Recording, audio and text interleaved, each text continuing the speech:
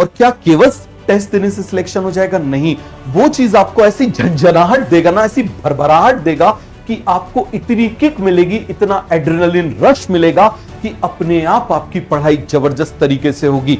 ये वो फसल है, ये वो फसल है जिसको तुम बो रहे हो, जिसको तुम ही काटोगे, और ये केवल और केवल तुम्हारे लिए फ्रूटफुल होगा। तो मैं आपको बताऊंगा कि क्वेश्चंस कैसे बनते हैं, कहां से बनते हैं, किस तरीके के बनते हैं, और इस टॉपिक में कैसे कैसे क्वेश्चंस बन सकते हैं। हेलो फ्यूचर डॉक्टर्स, तो आप लोगों के पार्ट टेस्ट जो है अब वो फिनिश होने वाले हैं और फुल लेंथ टेस्ट जो है वो स्टार्ट होने वाले हैं। दोनों ही जो टेस्ट है इनका अलग अलग ऑब्जेक्टिव है। पार्ट टेस्ट का ऑब्जेक्टिव होता है कि आपके सामने से सारे के सारे टॉपिक्स एक बार गो थ्रू हो जाए, ये पार्ट टेस्ट का ऑब्जेक्टिव होता है। लेकिन फुल लेंथ टेस्ट आपको प्रिपेयर करते हैं उस फाइनल बैटल के लिए। किसके लिए? 4 मई के लिए जो आपका नीट का एग्जाम आने वाला है, उसके लिए आपको प्रिपेयर करेंगे। कौन से टेस्ट? आपके फुल लेंथ टेस्ट। तो याद रखना, बिना फुल लेंथ टेस्ट दिए हुए आपका सिलेक्शन नहीं होगा। और क्या केवल टेस्ट देने से सिलेक्शन हो जाएगा? नहीं, उस टेस्ट पेपर की एनालिसिस करनी है। साल भर हम लोग थ्योरी से क्वेश्चन पर जाते हैं, लेकिन लास्ट में हम क्वेश्चन से थ्योरी पर आते हैं। तो मैं आज आपको डिटेल्ड में बताऊंगा कि आपको कैसे टेस्ट पेपर की एनालिसिस करनी है। समझ में आ रहा है? मैं आपको उससे पहले एक सिंपल सा एक एग्जांपल देखता हूं। आप सभी ने the greatest batsman of all the time आपने नाम सुना होगा, सचिन तेंदुलकर। ठीक है, अब आप बोलोगे Sachin Tendulkar greatest batsman of all the time क्यों हैं? आप इसका रीजन समझिएगा। उन्होंने सबसे लंबे टाइम में, उन्होंने सबसे फास्टेस्ट बॉलर्स को, जितने भी अच्छे बॉलर्स हुए उन्हें सारे के सारे अच्छे बॉलर्स को उन्होंने फेस किया है।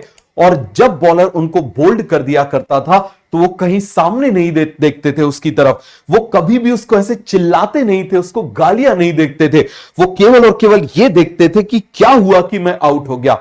एक बार तो एक ऑस्ट्रेलिया का बॉलर था, वो भागते भागते गया, नया बॉलर आया था, उसने बोला कि मुझे इस बॉल पे ऑटोग्राफ दे दो। सचिन ने लिख के दिया, this will never happen again, ये दोबारा कभी नहीं होगा। और उसके बाद में वो बॉलर उनको कभी आउट नहीं कर पाया, चाहे शोएब अख्तर हो, चाहे ब्रेट ली हो, चाहे मैकग्रा हो, चाहे वसीम अकरम हो, चाहे वकार यूनिस हो। ग्रेटेस्ट बैट्स बॉलर जितने भी रहे, सभी ने उनको बॉलिंग करी है। और सबका एक सिंपल सा कहना है, he was the greatest of all the time. क्यों? क्योंकि एक बार यदि वो जिस वजह से आउट हो गए, उस वजह से वो दोबारा आउट नहीं होते थे। वो उस चीज की इतनी एनालिसिस करते थे, इतनी एनालिसिस करते थे, यहां बॉल गिरी, ऐसे आई, ऐसे मैं बोल्ड हो गया, इस तरीके से मैंने बैट पकड़ा था, ये रॉन्ग था। वो सेल्फ एनालिसिस इतनी ज्यादा करते थे, इतनी ज्यादा सेल्फ एनालिसिस करते थे कि जिसकी वजह से वो ये बन गए। समझ में आ गया पहली चीज। अब दूसरी चीज, इस समय आप लोगों को काफी ज्यादा प्रेशर बढ़ रहा होगा। आपके रिलेटिव्स होंगे, वो आपको कुछ बोल रहे होंगे, आपके दोस्त होंगे, हो सकता है पेरेंट्स भी बोल रहे होंगे, लेकिन उनका इंटेंशन खराब नहीं होता। यह हमेशा याद रखना, पेरेंट्स का बोलने का तरीका गलत हो सकता है, लेकिन उनका इंटेंशन कभी गलत नहीं होता। यह बात आप हमेशा अपने दिमाग में डाल लो। ठीक है, अब आप इस बात को समझना, देखो जैसी परवरिश उनको मिली वैसी वो आपको दे रहे हैं, तो इसमें कोई दिक्कत की बात नहीं है। उनको जस्ट एक्सेप्ट करो। रीजन, क्योंकि जब तक उनको एक्सेप्ट नहीं करोगे आपका दिमाग नहीं खुलेगा, आपका दिमाग के सुपीरियर पावर्स आपके कभी भी प्रॉपरली वर्क नहीं करेंगे। और सबसे अच्छी एक बात बता रहा हूं, जब भी आपको कोई बोले तुम्हारा सिलेक्शन नहीं होगा, ठीक है, बिल्कुल चुपचाप उसकी तरफ देखो और ये सोचो कि यार ये फूफा जी और ये डसेली बुआ जी, ठीक है, ये जो आप मुझे बताओ सपोली बुआ जी या मान लो डसेले फूफा जी या कोई भी है, एक एग्जांपल बता रहा हूं, ठीक है। तो अब मान लो जब सिलेक्शन हो जाएगा तो इमेजिन करो इनका चेहरा कैसे होगा। ठीक है, जब वो आपको गलत बोल रहे हैं, आपको डिप्रेस कर रहे हैं, तो बस आप ये चीज सोचो कि जब आपका सिलेक्शन हो जाएगा, जिस दिन रिजल्ट आ जाएगा, उस दिन इनका चेहरा कैसा होगा। एक बार जरा इमेजिन करके देखना, वो चीज आपको ऐसी झंझनाहट देगा ना, ऐसी भरभराहट देगा कि आपको इतनी किक मिलेगी, इतना एड्रेनलिन रश मिलेगा कि अपने आप आपकी पढ़ाई जबरदस्त तरीके से होगी। समझ में आया? तो चलिए हम लोग स्टार्ट करते हैं टेस्ट पेपर एनालिसिस, क्योंकि बिना एनालिसिस किए हुए आप आगे नहीं बढ़ सकते। और मैंने आपको क्या बोला था, याद रखना, शुरू के टेस्ट में आपके नंबर कम रहेंगे, फुल लेंथ टेस्ट में। समझ में आ रहा है? पहले लैग फेज आएगा, फिर लॉग फेज आएगा, शुरू में आपके नंबर कम आएंगे। ठीक है, तो आज मैं आपको कंप्लीट डिटेल सारी चीजें बताता हूं, हर एक सब्जेक्ट में आप कहां क्या मिस्टेक करते हो सारी चीजें मैं आपको बताता हूं।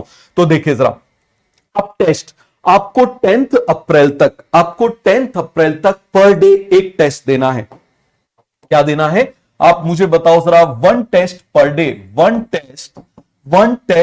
डे, क्लियर हो गया। और ये आपको फुल लेंथ टेस्ट की हम बात कर रहे हैं, पर डे आपको एक टेस्ट देना है आफ्टर 10 to 30 अप्रैल। आप बोलोगे सर आपने मई का क्यों नहीं बोला, 1 2 3 को? 1 2 3 को आपको प्रीवियस ईयर पेपर्स करने हैं, आपको 3 को करना है 24 का पेपर, 3 को क्या आपको 4 को करना है 24 का पेपर, आपको 3 को करना है 23 का पेपर, आपको 2 को करना है 22 का पेपर, आपको 1 को करना है 21 का पेपर। समझ में आ गया? ये आपको 4 पेपर्स आपको करने हैं और 24 का पेपर 1-2 बार जरूर कर लेना, जिससे जब आप 4 तारीख को सुबह केवल फिजिक्स केमिस्ट्री का पेपर आप करके जाओ तो आपको परेशानी ना हो। समझ में आ गया? अब आपको क्या करना है, two full paper per day, आपको 2 फुल पेपर पर डे आपको करना है। इस ड्यूरेशन में आप जो टाइमिंग रख सकते हो, आप अपनी टाइमिंग रखिए पेपर सॉल्व करने की, आप रखिए 9 AM से 12 PM। आप क्या रखिए 9 AM से 12 PM। यहां पर आप देखिए जरा, जब फुल लेंथ टेस्ट पेपर यहां पर स्टार्ट हो जाएंगे तो आप यहां पर रख सकते हैं 8 से 11। क्या रख सकते हैं आप मुझे बताओ जरा, 8 AM से 11 AM क्या रख सकते हो, 8 AM से 11 AM या आप टेस्ट पेपर का टाइम रखिए। ये आपका फर्स्ट टेस्ट पेपर रहेगा। किस चीज के लिए रहेगा आप मुझे बताइए जरा, फर्स्ट टेस्ट पेपर। क्लियर हो गया? इसके बाद आप क्या करिए, आप 20 मिनट का ब्रेक लीजिए, 20 मिनट ब्रेक। क्या करिए आप 20 मिनट ब्रेक करिए, क्या करिए 20 मिनट आप ब्रेक करिए। इस ब्रेक में आप आंख बंद करके बिस्तर पर लेट जाइए। सर हमारा टाइम वेस्ट हो जाएगा। विश्वास मानो, तुम टेस्ट पेपर देके जब तुम बैठोगे तो 20 मिनट तुम्हारे दिमाग में ये चल रहा होगा कि यार वो गलती हो गई थी, वो गलती हो गई थी, वो गलती हो गई थी। तो 20 मिनट जरूर दो, यहां भी दो और यहां भी दो। 20 मिनट ब्रेक, 20 मिनट ब्रेक। अपनी आंखें बंद करो, क्लोज योर आईज और सीधे लेट जाओ आंखें बंद करके, जिससे आपकी आंखों को भी रिलैक्स मिले। इस बात को आप बहुत ज्यादा अच्छे से समझिए। 20 मिनट्स ब्रेक लेने के बाद में 11:30 AM से लेके आप यहां पर अब टेस्ट पेपर आप एनालिसिस करिए। क्या करिए आप टेस्ट पेपर एनालिसिस करिए। कब तक आप टेस्ट पेपर एनालिसिस कर सकते हो, आप 2:30 तक टेस्ट पेपर एनालिसिस कर सकते हो। इसके बीच में 10 मिनट लगेंगे, आप 10 मिनट में खाना खा लो। समझ में आ गया? ये जो ब्रेक है ना, इसके बीच में आप 10 मिनट में क्या कर लो, लंच कर लो। क्लियर हो गया? तो यहां पर मैं इसको 10:40 कर देता हूं, ये मैं इसको 10:40 कर दे रहा हूं, ये मैं इसको क्या कर दे रहा हूं, 10:40 कर दे रहा हूं। समझ में आ गया कि नहीं आ गया? ये देखो जरा, तो यहां पर मैंने आपको थोड़ा सा टाइम दे दिया, जिस टाइम में आप क्या कर लोगे, लंच कर लोगे। क्लियर हो गया? ये देखो जरा, 11 AM से लेके 11:20 हो गया और बीच में देखो 20 मिनट का आपको ब्रेक मिल गया। इस ड्यूरेशन में आप क्या करिए, आप यहां पर पेपर एनालिसिस, क्या करेंगे आप, पेपर एनालिसिस कैसे करना है मैं भी आपको सिखाऊंगा। अब इसके बाद में आप 3 से, क्लियर हो गया, आप क्या करिए, आप जल्दी से आप मुझे बताइए जरा, 3 PM से लेके 3 PM से लेके अब आप क्या करिए, आप कब तक आप टेस्ट दोगे, 6 PM तक आप सेकंड टेस्ट दीजिए। आप क्या दीजिए, सेकंड टेस्ट। आप क्या दोगे, सेकंड टेस्ट दोगे। अरे सभी को क्लियर हो गया, आप क्या दोगे, सेकंड टेस्ट दोगे। कब, 3 PM से लेके 6 PM तक। और इसके बाद में अगेन आप क्या करिए, 20 मिनट ब्रेक। क्या करिए आप मुझे बताइए जरा, 20 मिनट ब्रेक। और इस 20 मिनट ब्रेक के बाद में रिमेनिंग ऑल द टाइम में आप क्या करोगे, यहां पर आप टेस्ट पेपर एनालिसिस करोगे। और सोने से पहले आप मुझे बताओ जरा, बिफोर स्लीप आप क्या करोगे, बिफोर स्लीप आप 2 काम रोज करोगे। समझ में आ गया, बिफोर स्लीप। क्लियर हो गया? चलो यहां पर बता दे रहा हूं, 30 minutes before sleep, 30 minutes before sleep. Clear हो गया? अब आप इसको 2 पार्ट में डिवाइड करोगे, 15 मिनट, 15 मिनट, यहां पर भी आप डिवाइड करोगे 15 मिनट। ये वाला जो पहला 15 मिनट है, इसमें आप फिजिक्स फॉर्मूला करोगे। क्या करोगे आप मुझे बताओ जरा, physics formula, 5 formula per day, 5 formula per day, 5 formula per day. अरे सभी को क्लियर हो गया? 5 फॉर्मूला पर डे। और यहां पर आप मुझे बताइए, ये जो 15 मिनट है इसमें आप क्या करिए, ऑर्गेनिक के reagents, organic reagents, organic reagents, और आप मुझे बताओ जरा नेमिंग रिएक्शन, और आप क्या करोगे, नेमिंग रिएक्शंस। क्लियर हो गया? तो टोटल मिला के आप ये 5 करोगे रोज। सभी को बात समझ में आ गई? ये आपको मैनेज करना है। अब इस टाइम को आपको क्या करना है, मैनेज करना है। तो क्या ये बात आपको अच्छे समझ में आ गई? चलिए जरा अब रिक्वायरमेंट, अब क्या हो गया, ये हमने टेस्ट दे दिया, ये हमने टेस्ट दे दिया। आप बोलोगे सर इसका क्यों नहीं बताया आपने? इसका आपके पास दिन भर का टाइम है, आप एनालिसिस करिए। कैसे करोगे? तो 10 दिन में आपको एनालिसिस को परफेक्ट करना है, जिससे कि जब आप ये वाले टेस्ट पेपर में आ जाओगे तो आपकी एनालिसिस में आपको ज्यादा टाइम नहीं लगेगा। सर हमारा दिन भर निकल जाता है। कोई बात नहीं, निकल जाने दो, कोई बात नहीं, निकल जाने दो। मेहनत कर रहे हो, खुद के लिए कर रहे हो, आउटपुट भी तुम्हारा ही होगा। ये वो फसल है, ये वो फसल है जिसको तुम बो रहे हो, जिसको तुम ही काटोगे, और ये केवल और केवल तुम्हारे लिए फ्रूटफुल होगा। याद रखना। तो इसीलिए जब सब कुछ तुम्हारा ही है तो क्यों घबराना, खुद के लिए करना है तो क्यों घबराना। बस इससे लगन लगा लो, इससे मन लगा लो। समझ में आ रहा है? अपनी पूरी एनर्जी एक जगह फोकस कर डालो, आउटपुट जरूर आएगा। अब देखिए जरा, हम यहां पर बात कर रहे हैं रिक्वायरमेंट। तो आपके पास 4 चीजें होना चाहिए, 4 चीजें नहीं, 4 डायरी होना चाहिए। क्या होना चाहिए? 4 डायरी होना चाहिए। 3 चीजें होना चाहिए। क्लास नोट्स आपके पास होना चाहिए। आपके पास यदि क्लास नोट्स नहीं है, आप नहीं बना पाए हो, तो एटलीस्ट जो आपके टीचर्स हैं उनकी पीडीएफ आपके पास होना चाहिए। समझ में आ गया? चैप्टर वाइज आपके पास पूरी पीडीएफ होना चाहिए। एनसीईआरटी इन बायोलॉजी, क्या होना चाहिए? NCERT in biology. और ये एनसीईआरटी को कैसे डिकोड किया जाता है, ये मैं आपको अभी एक यूट्यूब पे एक सीरीज आएगी, आयाम सीरीज, लास्ट ईयर भी आई थी। बहुत लोग उस सीरीज से पढ़ के सिलेक्ट हुए थे, सफिशिएंट था। जिनके कम नंबर आ रहे थे उन्होंने बिल्कुल जबरदस्त तरीके से परफॉर्म किया था। तो मैं आपको बताऊंगा कि क्वेश्चंस कैसे बनते हैं, कहां से बनते हैं, किस तरीके के बनते हैं, और इस टॉपिक में कैसे कैसे क्वेश्चंस बन सकते हैं। सारी पॉसिबिलिटीज मैं आपको बताऊंगा, उस एनसीईआरटी को डिकोड करके बताऊंगा। समझ में आ गया? तो ये 3 चीजें आपके पास होना चाहिए जब आप अपने टेबल पर बैठ के पेपर को एनालिसिस कर रहे हो। डन? अब आ जाओ। अब आप देखो जरा, सबसे पहले जब आप टेस्ट पेपर एनालिसिस करोगे तो जल्दी जल्दी से आपको क्या करना है, 3 चीजें ही पॉसिबल हो सकती हैं टेस्ट में। पहला, या तो क्वेश्चन करेक्ट हुआ है, या क्वेश्चन इनकरेक्ट हुआ है, और तीसरा क्वेश्चन छूट गया है। तीसरा क्या हो गया है? छूट गया है। अब इनमें सबसे पहली प्रायोरिटी जो आप लोग गड़बड़ी करते हो वो देते हो मिस्ड क्वेश्चंस को। नहीं, सबसे पहली प्रायोरिटीज आप किसको दोगे? आप पहली प्रायोरिटी दोगे इनकरेक्ट को। आप किसको दोगे? आप मुझे बताओ जरा। फर्स्ट प्रायोरिटी किसको दोगे? आप मुझे बताओ जरा। इसको दोगे फर्स्ट प्रायोरिटी। फर्स्ट प्रायोरिटी आप किसको दोगे? आप मुझे बताओ जरा। फर्स्ट प्रायोरिटी आप किसको दोगे? जल्दी से आप मुझे बताइए जरा। फर्स्ट प्रायोरिटी आप किसको दोगे? इनकरेक्ट को। फिर से लिख दे रहा हूं, तो आप मुझे बताइए जरा, आप फर्स्ट प्रायोरिटी किसको दोगे? बोलिए जरा जल्दी से, आप फर्स्ट प्रायोरिटी किसको दोगे? इनकरेक्ट क्वेश्चंस को दोगे। आप यहां पर आप बस ये देख डालो कि कौन कौन से क्वेश्चन इनकरेक्ट हैं। समझ में आ गया? और इस इनकरेक्ट क्वेश्चन की सबसे पहले एनालिसिस कर डालो। तो अब जब मैं आपको बता रहा हूं वो इनकरेक्ट क्वेश्चन की एनालिसिस बता रहा हूं, समझ में आ गया? उसके बाद मैं आपको बताऊंगा कि मिस क्वेश्चन में आपको क्या करना है। बात समझ में आई? तो पहला आपका काम क्या होगा? First priority. तो अभी हम फर्स्ट प्रायोरिटी पर चल रहे हैं। हम किस पर चल रहे हैं आप मुझे बताइए जरा। फर्स्ट प्रायोरिटी पर चल रहे हैं। जो क्वेश्चंस गलत हुए हैं हम केवल और केवल उनकी बात करेंगे।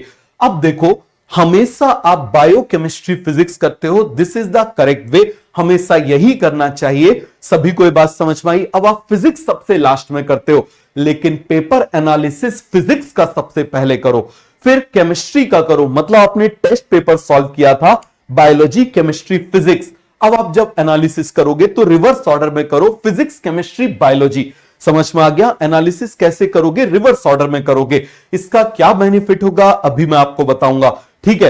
तो देखिए जरा, सबसे पहले हम फिजिक्स की एनालिसिस करते हैं। किसके? Incorrect questions in physics. Incorrect questions in physics. Physics में 3 वजह से क्वेश्चंस गलत हो सकते हैं। पहला वजह है कैलकुलेशन एरर। क्या है? Calculation error. अब आप मुझे बताइए जरा, यहां पर मान लीजिए आपने इसमें आपने मेंशन कर दिया कि आपके मान लीजिए फिजिक्स में मान लीजिए आपके कितने क्वेश्चन गलत हुए? 15 क्वेश्चंस। क्लियर हो गया? केमिस्ट्री में आपके कितने क्वेश्चंस गलत हो गए? मान लो 10 क्वेश्चंस। आप मुझे बताओ जरा बॉटनी में, जूलॉजी में, तो आप मुझे बताइए जरा बॉटनी में मान लो आपके क्वेश्चन गलत हो गए 10, जूलॉजी में आपके क्वेश्चन हो गए 10। सभी को बात समझ में आ गई? तो हम अभी केवल और केवल इनकरेक्ट क्वेश्चन की एनालिसिस कर रहे हैं। तो सबसे पहला हमारा क्या हो जाएगा? Calculation error. तो क्या कैलकुलेशन में एरर हुई है? कहीं ऐसा तो नहीं हमने डिवीजन में जल्दबाजी कर दी? हमने क्या कर दिया कि मान लो गैस कांस्टेंट वगैरह था उसकी हमने यूनिट में गलत कर दिया। एमकेएस यूनिट जो थी उसको हमने कुछ और यूनिट दी हुई थी, हमने उसको एमकेएस यूनिट में कन्वर्ट नहीं किया।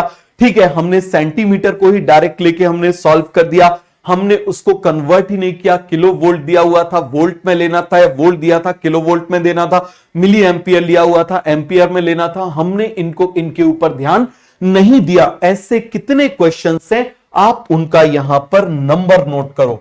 समझ में आ गया? आप क्या करोगे? यहां पर नंबर नोट करो। बात समझ में आ गया? मान लो क्वेश्चन नंबर, मान लो फिजिक्स आई थी 1 से 50 तक, तो मान लो क्वेश्चन नंबर 3 था, मान लो क्वेश्चन नंबर 9 था, मान लो क्वेश्चन नंबर 11 था। ऐसी मिस्टेक्स इनमें हो गई। क्या हो गई? ऐसी मिस्टेक्स हो गई। सभी को ये बात समझ में आ गई? दूसरा आ गया कॉन्सेप्चुअल एरर। तो यहां पर क्या आ गया? Conceptual error. अब आप क्या करोगे? आपकी जो डायरी है, जो आपकी डायरी है, उस डायरी में आप ऐसे लिख डालो, 3 कॉलम बना लो, calculation error, conceptual error, language. समझ में आ गया? Conceptual error, calculation error, conceptual error and language problem. सभी को समझ में आ गया? Language misunderstanding. क्लियर हो गया? तो आप क्या करो, ऐसे क्वेश्चन नंबर लिख डालो। क्या लिख डालो? क्वेश्चन नंबर लिख डालो। अब देखो जरा, कॉन्सेप्चुअल एरर मान लो आपको हुआ। अब कॉन्सेप्चुअल एरर में क्या चीजें आती है? मान लीजिए मोमेंट ऑफ इनर्शिया आपको निकालना था, डिस्क का आपने रिंग का फॉर्मूला लगा दिया। आपने क्या लगा दिया? रिंग का फॉर्मूला लगा दिया। ये किस में आएगा? This is not comes under silly mistake. ये किसके अंदर आएगा? सिली मिस्टेक जैसा कुछ नहीं है। सिली मिस्टेक जैसा कुछ नहीं है, याद रखना। और जो सिली मिस्टेक्स को काउंट करेगा वो कभी भी इंप्रूवमेंट नहीं कर पाएगा, क्योंकि वो अपने दिमाग को एक रीजन दे रहा है, यार सिली सी थोड़ी सी मिस्टेक हुई है। और मिस्टेक कभी थोड़ी सी नहीं होती, मिस्टेक कभी थोड़ी सी नहीं होती। एक ड्रम खीर बना के उसमें एक बूंद जहर डाल दोगे तो वो सिली मिस्टेक नहीं कहलाएगी, वो एक ड्रम जहर ही बन जाएगा। तो इसीलिए आप इस बात को बहुत बहुत ज्यादा अच्छे से समझो कि आपको कोई भी चीज को सिली मिस्टेक के अंदर लाना ही नहीं है। यदि आपने उसको सिली मिस्टेक में काउंट किया तो याद रखना, आपका दिमाग बोलेगा छोटी सी मिस्टेक है, कोई बात नहीं, चल चलता है चाचू, कोई बात नहीं, ऑल इज वेल बोल के उड़ जाएगा। याद रखना, ये मिस्टेक आपको नहीं करनी है। तो आपको यह देखना है कहीं आपने कॉन्सेप्ट तो गलत नहीं लगा दिया। समझ में आ गया? आपको इंपीडेंस पूछा गया था, आपने कोई और फॉर्मूला लगा दिया। आपको एलआर सर्किट दिया हुआ था, आपने कोई और फॉर्मूला लगा दिया। मॉडर्न फिजिक्स में कोई और दिया हुआ था, हाफ वेव रेक्टिफायर दिया हुआ था, आपने फुल वेव रेक्टिफायर समझ के कर दिया। ठीक है, स्टेप डाउन ट्रांसफार्मर था, आपने अप लगा के उसको कर दिया। समझ में आ रहा है? आपको दिया हुआ था, आपको इलेक्ट्रिक पोटेंशियल निकालना था, आपने इलेक्ट्रिक फोर्स निकाल दिया, क्योंकि आपको फोर्स का फॉर्मूला याद था, आपने वो निकाल दिया। तो आप इस बात को समझिए, जहां जहां पर आपके कॉन्सेप्ट के एरर हुए, आप क्वेश्चन नंबर डाल दीजिए। मान लीजिए क्वेश्चन नंबर 5 है, मान लीजिए क्वेश्चन नंबर 12 है। इसके बाद आप मुझे बताइए जरा, क्वेश्चन नंबर मान लीजिए 25 है, मान लीजिए क्वेश्चन नंबर 28 है। अब इसमें क्या क्या एरर हुआ है यहां पर लिख डालो, जल्दी से यहां पर लिख डालो। यहां पर मान लो 5th वाले क्वेश्चन में आपसे फॉर्मूला गलत लग गया था, तो आप यहां पर लिख दो रॉन्ग फॉर्मूला अप्लाइड। समझ में आ गया? Wrong formula applied. क्लियर हो गया? तो ये सभी को पूरा का पूरा कॉन्सेप्ट अच्छे से क्लियर हो गया। आपने क्या मिस्टेक करी है आप वहां पर मेंशन करते जाओ। हम अभी केवल और केवल किसकी बात कर रहे हैं? जो क्वेश्चन आपके रॉन्ग हुए, जो क्वेश्चन आपके रॉन्ग हुए। तीसरा है लैंग्वेज मिसअंडरस्टैंडिंग। लैंग्वेज मिसअंडरस्टैंडिंग में जनरली आपका यूनिटरी कन्वर्जन, जो यूनिट कन्वर्जन है, unit conversion mistake, unit conversion mistake, unit conversion mistakes, इसके अंदर आप इसको डाल दोगे। समझ में आ गया? यूनिट कन्वर्जन मिस्टेक इसके अंदर आ गई। आप लैंग्वेज को समझ नहीं पाए, आप लैंग्वेज को समझ नहीं पाए। आपको फॉर्मूला भी आता था, आपको कॉन्सेप्ट भी क्लियर था, लेकिन ऐसा हो गया, इसका नंबर लिख लो। समझ में आ गया? इसका नंबर लिख लो। तो आपको हर टेस्ट पेपर में हर फुल लेंथ टेस्ट पेपर में आपको आपका पैटर्न पता चलेगा, आपको आपका पैटर्न पता चलेगा कि आप किस जगह पर आप गड़बड़ी कर रहे हो। समझ में आ गया? एक चीज हमेशा याद रखना, ये आज मान लो आपने टेस्ट पेपर किया, आज आपने एनालिसिस करी, अब जब अगले दिन आप टेस्ट दोगे, जब आप अगले दिन टेस्ट दोगे तो आप इन्हीं चीजों को पढ़ के जाओ। इसको आप टेस्ट के पहले, टेस्ट देने के पहले, आप पहला टेस्ट 8 बजे दे रहे हो, 7 बजे से लेके आप जो है 8 बजे तक इन चीजों को पढ़ो कि ये एरर मुझसे कल हुआ था, मुझे आज नहीं करना है, ये एरर मुझसे कल हुआ था, मुझे आज नहीं करना है। आप 3 बजे वाला टेस्ट पेपर दे रहे हो, उसके पहले आप इसको देख लो, 15-20 मिनट आप देख लो कि ये एरर हुआ था। एटलीस्ट फिजिक्स केमिस्ट्री का तो जरूर टेस्ट पेपर के पहले देख के जाया करो। समझ में आ गया? सभी को पूरा का पूरा ये बात अच्छे से समझ में आ गई? तो इस तरीके से आप अपनी डायरी में लिख डालो कि किस किस में कॉन्सेप्चुअल एरर हो रहे हैं। अब आ जाओ, सेकंड आपको प्रायोरिटी देनी है फिजिकल केमिस्ट्री में। किसको देनी है? फिजिकल केमिस्ट्री को। क्यों? क्योंकि फिजिकल केमिस्ट्री ऑलमोस्ट फिजिक्स जैसी होती है। वही कैलकुलेशन एरर, आप मुझे बताओ कॉन्सेप्चुअल एरर या फिर लैंग्वेज मिसअंडरस्टैंडिंग, मतलब यूनिट कन्वर्जन आपके गलत हुए, बिल्कुल वैसा ही physical chemistry is just like a physics. Clear हो गया? आपको पता चल जाएगा। बट याद रखना, नीट में फिजिकल केमिस्ट्री डायरेक्ट फॉर्मूले बेस्ड आती है, तो इसीलिए आपको फॉर्मूले याद होना चाहिए, आपको फॉर्मूले याद होना चाहिए। क्लियर हो गया? चलिए आगे बढ़ जाते हैं। अब आप मुझे बताओ जरा, थर्ड आप दोगे ऑर्गेनिक केमिस्ट्री। अब जब हम ऑर्गेनिक केमिस्ट्री की बात करते हैं तो ऑर्गेनिक केमिस्ट्री में गलतियां अलग अलग रीजन की वजह से होती है। सबसे पहला रीजन है ऑर्गेनिक थोड़ी सी अलग तरीके से चलती है। समझ में आ गया? कैसी होती है? अलग तरीके से चलती है। ऑर्गेनिक के कंपाउंड भैया वॉलेटाइल होते हैं। यदि तुम्हारी भेजी जरा सी गर्म हुई तो वेपोराइज हो जाते हैं, इसीलिए अपनी भेजी को ठंडी रखना है। जब ऑर्गेनिक करो तो अपनी भेजी को ठंडा रखो। जैसे ही ऑर्गेनिक का क्वेश्चन आया, सबसे पहले अपने आप से बोलो भेजी ठंडी हो जा, और नहीं हो रही है तो जरा जल्दी से डीप ब्रीथ कर डालो। ठीक है, क्या कर डालो? डीप ब्रीथ कर डालो। पूरी सांस लो गिन के 5 बार और पूरी सांस निकालो। समझ में आ गया? जब ऑर्गेनिक का क्वेश्चन देखो, ठंडा कर लो दिमाग को। याद रखना, ऑर्गेनिक में सबसे ज्यादा जो मिस्टेक होती है, ऑर्गेनिक में जो सबसे ज्यादा मिस्टेक होती है वो भेजी गर्म हो जाने की वजह से हो जाती है। और मैंने आपको क्या बोला? ऑर्गेनिक के कंपाउंड दिमाग से फुर्र हो जाते हैं यदि तुम्हारी भेजी उड़ गई तो इसीलिए याद रखना, ओवर स्पीडिंग को अवॉइड करना है। किसमें? ऑर्गेनिक केमिस्ट्री में। जैसे ही क्वेश्चन देखो पहले ब्रीद करो, ब्रीद करो, तुम देखो तुम्हारी मिस्टेक होना बंद हो जाएगी। यदि तुमको आता है, ऑफकोर्स ऐसे नहीं बोले सर 3 घंटे मैंने अजगर की तरह मैं सांस लेता रहा और उसके बाद में जब पेपर आया तो मेरे 0 नंबर आए या माइनस में नंबर आए। बेटा उसके लिए पढ़ना भी पड़ता है। ये उन लोगों के लिए जिन्हें पढ़ाई करी हुई है, जो आप पेपर दे रहे हैं, जो 4 तारीख की प्रिपरेशन कर रहे हैं। सर हमने पढ़ाई नहीं करी तो अब तुम अगले वर्ल्ड कप का जो है इंतजार करना, मतलब अगले साल की नीट का इंतजार करना। क्लियर हो गया?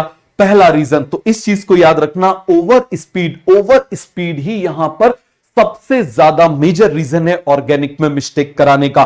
क्लियर हो गया? दूसरा आप मुझे बताओ कॉन्सेप्चुअल एरर। हम किसकी बात कर रहे हैं? कॉन्सेप्चुअल एरर की। कॉन्सेप्ट हमने गलत लगा दिया। क्या कर दिया? कॉन्सेप्ट गलत लगा दिया। और ऐसा जनरली कब होता है? जैसे न्यूक्लियोफाइल की जो रिएक्शंस होती हैं काफी ज्यादा मैच करती हैं, काफी ज्यादा मैच करती हैं, तो सारे न्यूक्लियोफाइल की जो रिएक्शंस हैं, समझ में आ गया? जितने भी न्यूक्लियोफाइल सब्स्टिट्यूशन एडिशन जो भी है, सबको आप लोग जब गलत करो तो उनको एक जगह लिखते जाओ। आपको पता रहे कि आप मिस्टेक कर रहे हो, आप अपना पैटर्न समझो। देखो हो सकता है मेरा दिमाग SN1 में गलत करता हो, आपका SN2 में गलत करता हो, तो आपको SN2 पे वर्कआउट करना है। समझ में आ गया? मान लीजिए जैसे हम बात कर रहे हैं कि मान लो विराट कोहली मान लो यॉर्कर पे आउट हो, एक एग्जांपल बता रहा हूं, यॉर्कर पे आउट हो जाता है, लेकिन धोनी जो है यॉर्कर पे सीधे हेलीकॉप्टर शॉट लगाता है, तो धोनी को यॉर्कर पे वर्क करने की जरूरत नहीं है, कोहली को वर्क करने की जरूरत है। कोहली ऑफ साइड की बॉल पे मान लो 6 मार देता है, लेकिन धोनी क्या हो जाता है? आउट हो जाता है। तो धोनी को उस पर वर्क करना है, कोहली को उस पर वर्क करना है। तो याद रखना, हर ब्रेन अलग अलग है, हर ब्रेन अलग अलग मिस्टेक करेगा। क्लियर हो गया? तो आपको सब वो लिख लेना है कि आप कहां पर मिस्टेक कर रहे हो। क्या आप न्यूक्लियोफाइल रिएक्शन में कर रहे हो? जैसे एसिड बेस की जो रिएक्शंस होती हैं, इनमें भी काफी ज्यादा सिली मिस्टेक्स हो जाती हैं, हम रॉन्ग कॉन्सेप्ट को अप्लाई कर देते हैं। तो याद रखना, इससे न्यूक्लियोफाइल रिएक्शंस काफी ज्यादा इसमें मिलती जुलती है तो गड़बड़ हो जाता है। एसिड बेस रिएक्शन, इनमें काफी ज्यादा गड़बड़ हो जाता है। फिर जो कार्बोनिल कंपाउंड होते हैं, याद रखना एल्डिहाइड कीटोन, इनकी रिएक्शंस काफी ज्यादा मैच करती हैं, जिसमें मिस्टेक्स होने के चांसेस ज्यादा होते हैं। और कई सारी रिएक्शंस होती हैं जैसे एल्डोल कंडेंसेशन, कैनिजारो, तो इनमें क्या हो जाता है, आपने देखा होगा एक में अल्फा कार्बन चाहिए, एक में अल्फा कार्बन ना हो वो देगा, तो इसमें जरा जरा सी मिस्टेक पर मामला गड़बड़ हो जाता है। तो याद रखना ऑर्गेनिक में मैं आपको एक ही चीज बोल रहा हूं, ऑर्गेनिक ऑर्गेनिक ऑर्गेनिक, याद रखना। जब ऑर्गेनिक का क्वेश्चन देखो, सांस लो पहले तो, अरे पढ़ते पढ़ते ले लो, जरूरी थोड़ी आंख बंद करके लोगे। सर सांस लेने में पेपर छूट गया तो उसको देखते हुए, समझ में आया? तो अपने दिमाग को ठंडा करो जब भी ऑर्गेनिक का क्वेश्चन दिख जाए। क्लियर हो गया? इस चीज को याद रखना, ऑर्गेनिक का क्वेश्चन दिखे, भेजी ठंडी, भेजी ठंडी। क्लियर हो गया? आगे आ जाओ। अब आप मुझे बताइए जरा, फोर्थ है इनऑर्गेनिक केमिस्ट्री। अब इनऑर्गेनिक केमिस्ट्री भी बड़ी अजीब टाइप की है, इसमें दो टाइप के क्वेश्चन बनते हैं। क्लियर हो गया? पहला क्वेश्चन बनता है मेमोरी बेस्ड, पहला क्वेश्चन क्या बनता है, मेमोरी बेस्ड बनता है, और दूसरा बनता है कॉन्सेप्चुअल। जरा ध्यान से समझना। अब मेमोरी बेस में क्या हो जाता है, जैसे पी ब्लॉक की रिएक्शंस हो गई, आपको मालूम है ऑक्सी एसिड्स ऑफ फास्फोरस हैं, कितने सारे ऑक्सी एसिड्स ऑफ कितने सारी चीजें, क्लोरीन वगैरह हैं, तो ये पी ब्लॉक इनकी रिएक्शंस है, जो भी इनकी रिएक्शंस है। तो आप मुझे बताना, इनमें बड़ा कंफ्यूजन सा हो जाता है। उसके बाद बोरॉन फैमिली है, बोरॉन फैमिली, इसमें कंफ्यूजन हो जाता है। इसके बाद आप मुझे बताओ, जैसे ओर होते हैं तो इनमें कंफ्यूजन हो जाता है। क्लियर हो गया कि तेरी और गाना बजने लगता है। ठीक है, तो अब आप मुझे बताओ जरा, जहां जहां पर ये मेमोरी बेस्ड है, आप उन टॉपिक को सेग्रीगेट कर डालो। कब सेग्रीगेट करोगे? इसी रिवीजन के टाइम पर, जब आप फुल लेंथ टेस्ट दोगे। आपका और गलत हुआ, लिख डालो अपनी डायरी में, यार ये वाला और मेरा गलत हो गया। इस और को जब मैं अगले दिन पढ़ के जाऊंगा, अगले दिन टेस्ट दूंगा, फिर से पढ़ के जाऊंगा। अब मान लो वो आपका 3 टेस्ट बाद आया, तो आप जब लगातार इसको पढ़ते जा रहे हो, तो आप देखोगे कि जो आपको नहीं आता था वो भी आपका प्रिपेयर होता चला जा रहा है, तो याद रखना, full length test paper is directly proportional to selection. जितना अच्छे से फुल लेंथ टेस्ट पेपर और जितना अच्छे से आप जो है उसको एनालिसिस करके दोगे। सर अभी तक टेस्ट स्टार्ट नहीं किया, बिल्कुल कर सकते हो। Full length test paper start होने वाले हैं, आप बिल्कुल टेस्ट सीरीज ज्वाइन कर सकते हो। और ऐसा बिल्कुल भी नहीं है कि वही आपको पता है 299 आई थिंक है, और उसमें आपको बहुत सारे पेपर्स दिए हुए हैं, समझ में आ गया? और उसके क्वेश्चंस आपको भी पता है कि वो कितने अच्छे क्वालिटी के क्वेश्चंस है। क्वेश्चंस में कोई ये नहीं बोल सकता, एरर निकाल सकता कि क्वेश्चंस अच्छे नहीं है। समझ में आ गया? चलिए आगे बढ़ जाते हैं। दूसरा है कॉन्सेप्चुअल। याद रखना, जैसे इसमें आपको प्रैक्टिस की जरूरत पड़ेगी। जैसे एनसीईआरटी में सारे स्ट्रक्चर्स दिए हुए हैं, अब सबसे पहला काम क्या करो कि जो इनऑर्गेनिक में जितने स्ट्रक्चर्स दिए हुए हैं आपको, आप सारे स्ट्रक्चर्स को, सारे के सारे जो आपके स्ट्रक्चर्स है, उन स्ट्रक्चर्स को आप अपनी एक कॉपी में बना डालो आप अपनी कॉपी में स्ट्रक्चर्स को, सारे स्ट्रक्चर्स को अपनी कॉपी में बना डालो। और जब आप उसको बना डालोगे ना, तो आप देखोगे कि आपकी चीजें ठीक से हो रही हैं, आपको स्ट्रक्चर्स बन रहे हैं। बहुत ज्यादा स्ट्रक्चर्स नहीं है, क्योंकि इनऑर्गेनिक का सिलेबस काफी रिड्यूस हो गया है, तो आप बड़े आराम से बना सकते हो। एक एक पेज में एक एक स्ट्रक्चर बना डालो, एक एक पेज में एक एक स्ट्रक्चर आप बना डालो। दूसरा हाइब्रिडाइजेशन। जैसे हाइब्रिडाइजेशन, जब आप स्ट्रक्चर्स बनाओगे, आपको हाइब्रिडाइजेशन की भी साथ में लगे हाथ प्रैक्टिस करते जाना। तीसरा, जैसे आप मुझे बताओ, नंबर ऑफ लिंकेजेस पूछ लेते हैं। क्या पूछ लेते हैं? नंबर ऑफ लिंकेजेस पूछ लेते हैं। फिर बॉन्ड एंगल पूछ लेते हैं, नंबर ऑफ लोन पेयर्स पूछ लेते हैं। तो जब आप स्ट्रक्चर्स बनाते जाओगे, तो इन सभी चीजों की जो है प्रैक्टिस करते जाना। क्या करते जाओगे? इन सभी का आप जो है प्रैक्टिस करते जाओ। आप देखोगे, पहले इनको सेग्रीगेट कर लो और आप देखो कि आपके क्वेश्चन किस में गलत हो रहे हैं। इनऑर्गेनिक में आपके मेमोरी बेस्ड गलत हो रहे हैं या आपके कॉन्सेप्चुअल गलत हो रहे हैं। यदि आपके कॉन्सेप्चुअल गलत हो रहे हैं, तो किस पैटर्न में गलत हो रहे हैं, कौन सा टॉपिक जो है वो गलत करा रहा है। बार बार आप यदि उसको गलत कर रहे हो, तो उसको नोट्स को निकालो, पढ़ डालो, नोट्स को निकालो, पढ़ डालो, नोट्स को निकालो, पढ़ डालो। बात समझ में आ गई? नोट्स को निकालो, पढ़ डालो। तो ये इनऑर्गेनिक केमिस्ट्री का हो गया। अब आ जाओ भैया बायोलॉजी, हमार बायोलॉजी। क्लियर हो गया? तो अब हम बात कर रहे हैं, बायोलॉजी की बात कर रहे हैं। तो बायोलॉजी में टोटल 5 टाइप के क्वेश्चन आते हैं। 6वें टाइप का क्वेश्चन कभी भी नहीं पूछा जाता है। समझ में आ गया? सबसे पहले टाइप का क्वेश्चन है डायरेक्ट क्वेश्चन। क्या हो गया? डायरेक्ट क्वेश्चन, जिसमें सीधे पूछेंगे, आपसे पूछ लेंगे ग्रिफिथ ने किस बैक्टीरिया के ऊपर काम किया।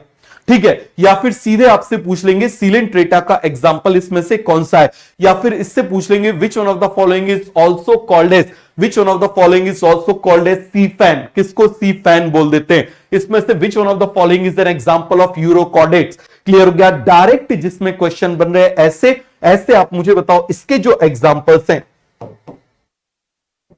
इसमें जनरली आप मुझे बताइए जरा मॉर्फोलॉजी क्या हो जाएगा, आप मुझे बताइए जरा इसमें जनरली मॉर्फोलॉजी, आप मुझे बताओ animal diversity, animal diversity, animal diversity, आप मुझे बताओ जरा एग्जांपल्स, जनरली ये आते हैं। क्लियर हो गया, जनरली ये आते हैं। और इसमें जनरली कंफ्यूजन किसमें हो जाता है, किसमें इंटरनल फर्टिलाइजेशन है, एक्सटर्नल है, डायरेक्ट डेवलपमेंट है, इनडायरेक्ट डेवलपमेंट है। क्लियर हो गया, मैंने इसका बहुत जबरदस्त आपको निमोनिक्स भी बताया हुआ है। क्लियर हो गया, बताया कि नहीं बताया आप मुझे बताओ जरा। क्लियर है, तो चलो आगे बढ़ जाते हैं। सर हमको नहीं पता, अभी आयाम सीरीज होगी तब वापस करा दूंगा। क्लियर हो गया, अब आप मुझे बताइए दूसरा होता है इनडायरेक्ट क्वेश्चन। तो इनडायरेक्ट क्वेश्चन के अंदर क्या आता है, इसमें बोल देंगे विच one of the following is incorrect, which one of the following is correct, जिसमें स्टेटमेंट वाइज क्वेश्चन आते हैं। विच one of the following is not incorrect, तो आप हमेशा करेक्ट, इनकरेक्ट और नॉट, आपको जब भी ये वर्ड दिख जाए, आपको क्या दिख जाए, correct, incorrect and not. Clear हो गया, करेक्ट, इनकरेक्ट और नॉट, आपको जब भी ये पेपर में वर्ड दिख जाए आप इनको सर्कल करोगे, हमेशा आप इनको सर्कल करोगे। याद रखना, हमेशा हमेशा हमेशा आप इन वर्ड्स को सर्कल करोगे। आपको करेक्ट, इनकरेक्ट, नॉट वर्ड आपको दिख जाए, आप इनको हमेशा हमेशा हमेशा सर्कल करोगे। क्लियर हो गया, क्या करोगे, सर्कल करोगे। और हमेशा याद रखना इन क्वेश्चंस में always starts with fourth option. Fourth option is easy to select and easy to reject. First और सेकंड क्वेश्चन में अपनी पूरी ताकत लगा दी जाती है। जनरली ऐसे होते हैं वो कि उनको इजी टू सिलेक्ट और इजी टू रिजेक्ट करना थोड़ा सा मुश्किल होता है। क्लियर हो गया, अब आप मुझे बताओ तीसरा डायग्राम बेस्ड। डायग्राम से सीधे पूछ लेंगे किसका डायग्राम है, या डायग्राम का एक पर्टिकुलर पार्ट दिखा देंगे कि ये पर्टिकुलर पार्ट डायग्राम में क्या रिप्रेजेंट कर रहा है, इस तरीके से। तो इसके लिए आपको एनसीईआरटी के जो डायग्राम्स हैं आप रोज 5 डायग्राम्स, कम से कम 5 से 10 डायग्राम आप रोज एनसीईआरटी के एवरी डे आप कम से कम 5 डायग्राम बना लो, जल्दी बन जाएंगे, जल्दी जल्दी बनाते जाओ, कोई आपको रंगोली नहीं डालनी है। अब आ जाओ मैच द फॉलोइंग। देखो एक बदमाशी एनटीए क्या करता है कि डायरेक्ट क्वेश्चन कम करना है, तो क्या किया, 4 डायरेक्ट क्वेश्चन को क्लब करके एक मैच द फॉलोइंग बना दिया। 4 डायरेक्ट क्वेश्चन को क्लब करके एक क्या बना दिया, आप मुझे बताओ जरा, मैच द फॉलोइंग बना दिया। तो डायरेक्ट क्वेश्चन और मैच द फॉलोइंग, कभी भी match the following indirect question type से पैटर्न नहीं आते। तो याद रखना ये क्या है, they are the application of direct question. ये क्या है आप मुझे बताइए जरा, they are application of direct question. Clear हो गया, डायरेक्ट क्वेश्चन। अब आपको क्या करना है, अच्छे से आप इस बात को समझिए। आप क्या करोगे, जब आप पेपर करोगे तो आप इसके नीचे मेंशन करते जाओगे कितने डायरेक्ट क्वेश्चन, कौन कौन से डायरेक्ट क्वेश्चन गलत हुए, कौन से इनडायरेक्ट क्वेश्चन गलत हुए, कौन से डायग्राम बेस्ड क्वेश्चन गलत हुए, कौन से मैच द फॉलोइंग गलत हुए, और कौन से एसर्शन रीजन गलत हुए। एसर्शन रीजन में जनरली फर्स्ट और सेकंड ऑप्शन में दिक्कत होती है कि रीजन इस करेक्ट एक्सप्लेनेशन है कि नहीं है। मैं आपको धीरे धीरे सिखाऊंगा कैसे आपको इसको आइडेंटिफाई करना है। सभी को ये बात समझ में आ गई, तो इन सभी के नीचे आप नंबर लिख लोगे। अब 2 ही रीजन हो सकते हैं बायोलॉजी में गलत होने के, तीसरा कोई रीजन नहीं है। पहला, आपको लैंग्वेज समझ में नहीं आई, और ये लैंग्वेज आपको जनरली इनडायरेक्ट क्वेश्चन और एआर क्वेश्चन, ऐसा आप मुझे बताओ जरा किसमें होगा, आप मुझे बताना जरा, in case of AR and indirect question. समझ में आ गया, in case of AR and indirect question. और दूसरा है कॉन्सेप्चुअल एरर, कि मान लीजिए आपसे पूछा गया कि जो पेनिसिलिन के लिए, पेनिसिलिन की डिस्कवरी किसने करी थी, और पता चले आपने क्या लगा दिया उसकी जगह, बोले जरा, आपने मान लो फ्रेडरिक ग्रिफिथ लगा दिया, या मान लीजिए आपने कोई और नाम लगा दिया, तो वो क्या हो जाएगा, कॉन्सेप्चुअल एरर।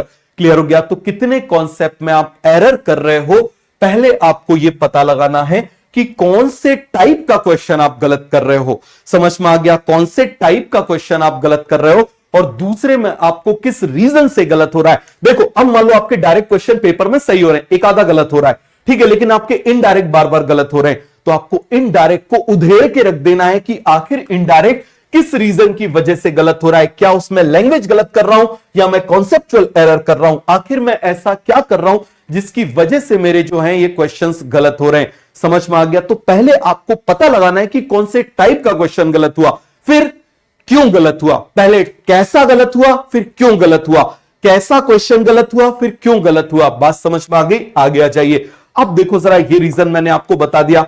अब हमारा बच गया जो हमने क्वेश्चंस मिस कर दिए थे, मिस्ड क्वेश्चंस। हम किसकी बात कर रहे हैं? Missed questions. अरे क्लियर हो गया? हम किसकी बात कर रहे हैं? बोलिए जरा जल्दी से। मिस्ड क्वेश्चंस की बात कर रहे हैं। तो इस मिस्ड क्वेश्चंस में आपको सीधे सीधे उनका कॉन्सेप्ट पढ़ना है।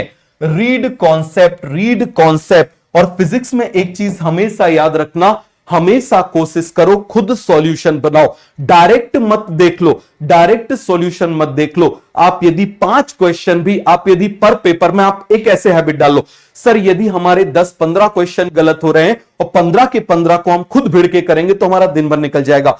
तो आप एक हैबिट डाल लो कि हर पेपर में आपको केवल 5 क्वेश्चन पे ट्राई करना है, 5 क्वेश्चन पे आपको खुद सॉल्यूशन बनाना है। आप क्या करो, सबसे पहले आप उसका कॉन्सेप्ट पढ़ डालो जो आपके गलत हुए, और गलत होने के बाद खुद सॉल्यूशन बनाओ, खुद मेहनत करो, उसको टाइम दे डालो। 5 क्वेश्चन को कम से कम आप 20 मिनट तो आप दे ही सकते हो। समझ में आ गया? 4-4 मिनट लगा के आप कम से कम आप उसको 20 मिनट तो दे ही सकते हो। खुद मेहनत करो, क्योंकि ये 5 क्वेश्चन में यदि आपने मेहनत कर डाली तो आप ये कभी नहीं भूलोगे। क्लियर है? बाकी जो 10 क्वेश्चन गलत हुए उसमें सॉल्यूशन देख लो। ठीक है? तो इससे क्या होगा कि आपके कुछ कॉन्सेप्ट भी तैयार होते जाएंगे। बात समझ में आ गया? मिस्ड क्वेश्चन को आप सीधे उनके कॉन्सेप्ट आप लिखो कि ये मैंने छोड़ दिया था, ये कॉन्सेप्ट मेरा वीक था। सीधे उसको क्या करो, read concept, directly read concept, complete concept from notes.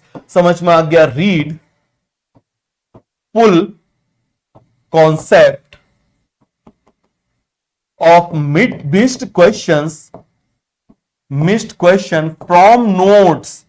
आप अपने नोट से पढ़ो, समझ में आ गया? किससे पढ़ो? आप अपने नोट से पढ़ो। क्लियर हो गया? तो यदि आप इस तरीके से करोगे, मैंने आपको क्या बोला, आपको पहले पहचानना है कि कैसे टाइप का क्वेश्चन गलत हुआ, फिर क्यों हुआ, कैसा और क्यों। और ऑर्गेनिक में मैंने आपसे क्या बोला, याद रखना, जब ऑर्गेनिक का क्वेश्चन आओ, क्लियर हो गया, ये काम जरूर करना। तो चलिए ठीक है, मिलते हैं, एक आध वीडियो और बनाएंगे जिस वीडियो में आपको बता देंगे कि और आप टेस्ट पेपर को कैसे आप अच्छे से और इफेक्टिवली अटेंड कर सकते हो। वो आपको 8-10 दिन बाद में आपको दूंगा, जिससे आपको और अच्छे से वो चीज समझ में आएगी। अब सही टाइम आ गया था कि अब आपने जो मिस्टेक्स करी हैं, अब आप उसको अच्छे से इंप्लीमेंट कर पाओगे। क्या कर पाओगे? इंप्लीमेंट कर पाओगे। तो wish you good luck, all the best.